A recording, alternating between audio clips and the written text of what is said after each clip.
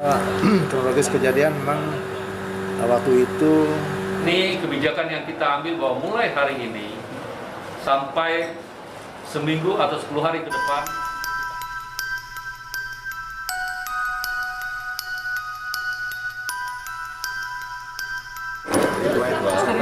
masih tidak ditutup sementara sambil menunggu hasil rilis dari Dinas Kesehatan Provinsi Barat.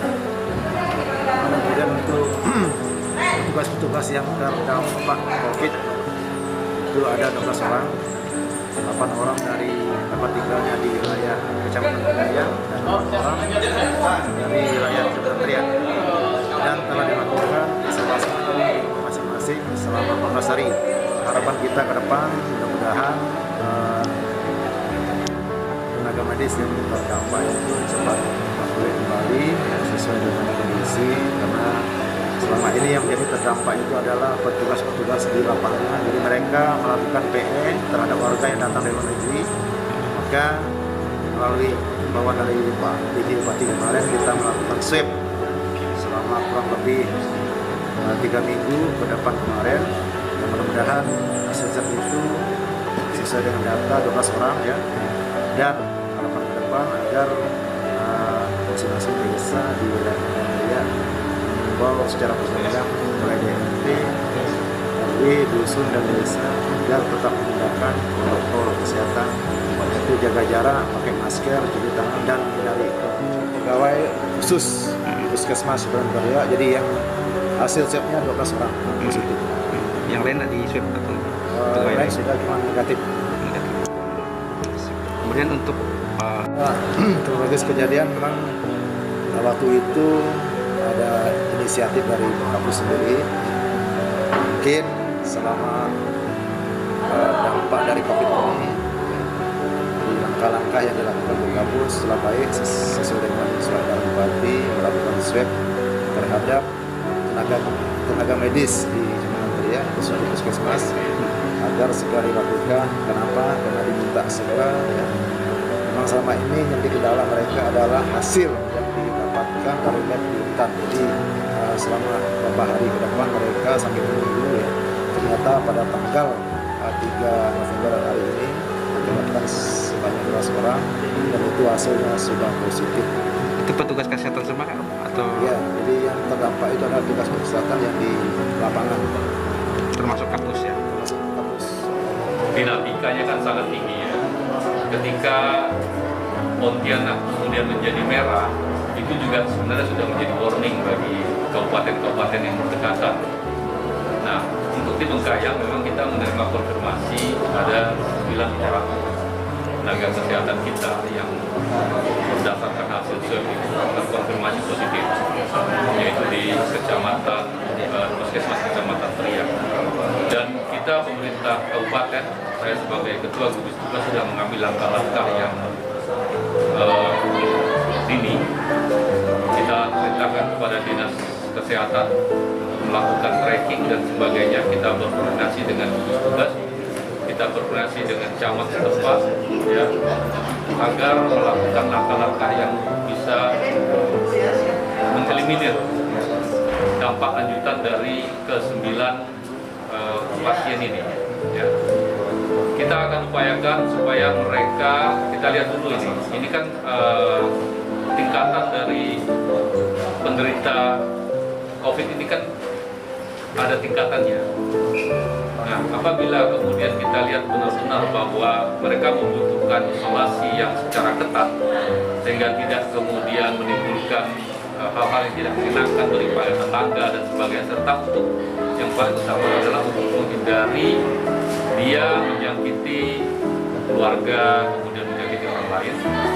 Saya sudah sampaikan kepada kepala dinas kesehatan agar mereka ini bisa isolasi secara ketat di rumah singgah COVID yang sudah kita sediakan. Ya. Nah, kemudian tracking memang harus kita lakukan, dan kita memang mengharapkan kerjasama dari masyarakat, seluruh masyarakat, terutama masyarakat yang kemudian merasa bersinggungan langsung dengan Puskesmas Kecamatan Teriak. Apabila memang meragukan kondisinya agar segera menghubungi kita ya melalui dinas kesehatan untuk kita lakukan swab. Itu adalah bagian dari teknik tracking yang kita bisa lakukan ya. Kemudian saya berharap kepada masyarakat Kabupaten Burkayang, kondisi seperti ini harus kita hadapi dengan tetap waspada dan mematuhi protokol COVID-19 ya. Kemarin kita sudah melakukan pencanangan sama jajaran dari Kodam 12 Tanjung Pura, dan kita sudah memberikan masker dan APD secara serentak, secara masif. Dan sekarang juga kita masih melakukan edukasi kepada masyarakat. Saya katakan edukasi karena apa? Bukan penegakan hukum sebenarnya, tapi penegakan kepatuhan sekaligus memberikan edukasi kepada masyarakat bahwa mereka harus tetap waspada dalam kondisi seperti sekarang. Gunakan masker, sering cuci tangan, kemudian hindari kerumunan yang perlu, dan juga saya harap masyarakat bisa menjaga imunitas. Dan yang paling penting lagi adalah bahwa jajaran aparat dan pemerintah harus memberikan contoh kepada masyarakat. Saya kira itu.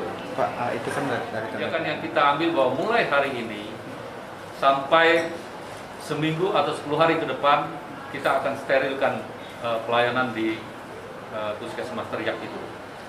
Saya sudah perintahkan kepala dinas kesehatan untuk melakukan sterilisasi, kemudian kita harus yakinkan betul bahwa tempat itu harus benar-benar steril.